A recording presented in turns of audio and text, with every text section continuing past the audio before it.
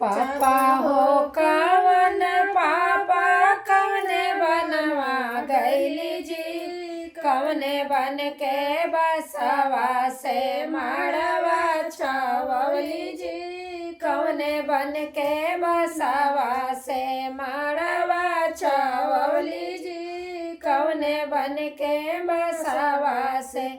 पापा हो जनक पापा वृंदावनवा गैले जी, वृंदावन के बसवा से मड़वा छवली जी, वृंदावन के बसवा से। चाचा हो कवन चाचा कवने बनवा गैली जी, कवने बन के बसवा से मड़वा छवली जी, कवने बन के बसवा से।